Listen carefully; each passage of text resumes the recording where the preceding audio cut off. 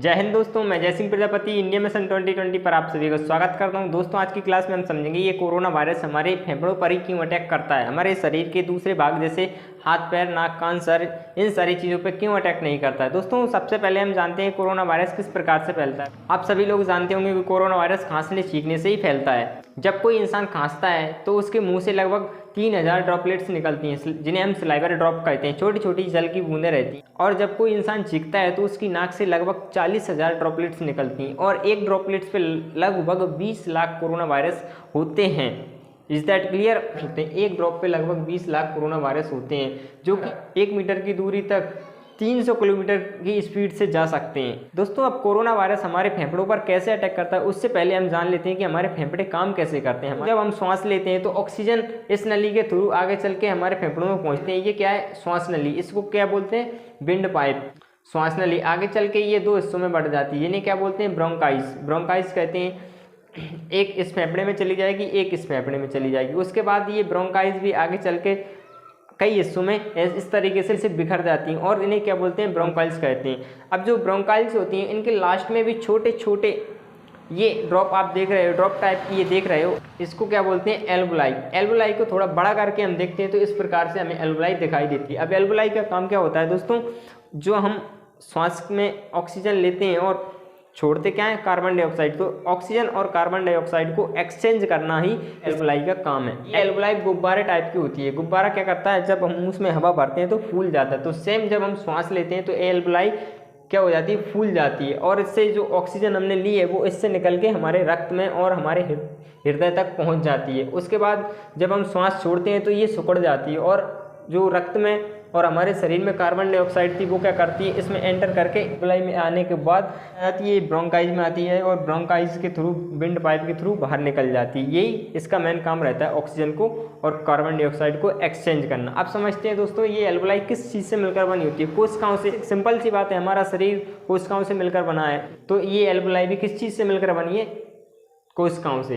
तो जो एल्वुलाई जिस कोशिका से मिलकर बनी है उस पर क्या पाया जाता है? H2 receptor. हमारे फेफड़ों को कोरोना से इन्फेक्टेड होने में ये H2 रिसेप्टर ही मेन रोल प्ले करता है। समझ में आ रहा है? ये H2 रिसेप्टर हमारे शरीर के और किसी भी कोशिकाओं में नहीं पाया जाता, क्योंकि हमारे फेफड़ों में जो एल्वुलाई है उसकी जो कोशिकाएं होती है उस पर क्या पाया जाता है? H2 रिसेप्टर पाया जाता है। इसी वजह से हमें कोरोना कहाँ पे होता है? फेफड़ों में होता है। अब बात करते हैं दोस्तों, जो वायरस होता है, कोरोना वायरस होता है, उसके ऊपर ये कांटे से जो आपको दिखाई दे रहे हैं ये स्पाइक प्रोटीन होते हैं। जब ये स्पाइक प्रोटीन इस H2 रिसेप्टर के पास जाते हैं तो H2 रिसेप्टर क्या सोचता है कि कोई प्रोटीन वगैरह मतलब कुछ यूजफुल पदार्थ है। इसका काम क्या होता है? कोई भी न्यूट्रिएंट्स मतलब न्यूट्रिएंट्स या प्रोटीन, इन सारी चीज़ों को अंदर ले जाना, सेल के अंदर ले जाना, ताकि सेल मजबूत हो। मतलब अच्छी चीज़ों को वो क्या करती है? अंदर ले जाती है। ये जो H2 रिसेप्टर होता है वो अच्छी चीज़ों को अंदर ले जाता है, फ़ायदेमंद चीज़ों को अंदर ले जाता है और उसके बाद बेस्ट मटेरियल को क्या करता है? बाहर निकाल देता है। ऐसे हम क्या बोलते हैं? इसके बाहरी आवरण को cell membrane. Is that clear? और इसके जो प्रोटीन है इस रिसेप्टर के पास पहुंचते हैं, H2 रिसेप्टर के पास पहुंचते हैं। H2 रिसेप्टर कुछ इस प्रकार से सेल से बाहर निकला रहता है और कोरोना वायरस इस प्रकार से आता है। जैसे ही आता है तो स्पाइक प्रोटीन को लॉक कर लेता है ये H2 रिसेप्टर। H2 रिसेप्टर को क्या लगता है? ये प्रोटीन है, मेरे काम की चीज़ है, और क्या करता है? इसे इस प्रकार से पकड़ के अंदर खींच ले जाता है। मतलब इसे एंट्री कहाँ से मिल जाती है? H2 रिसेप्टर के थ्रू सेल में एंट्री मिल जाती है। अब सेल में एंट्री करने के बाद हम इस प्रकार से समझ सकते हैं, अब ये क्या है? सेल है और ये क्या कोरोना वायरस इसके अंदर एंटर कर चुका है।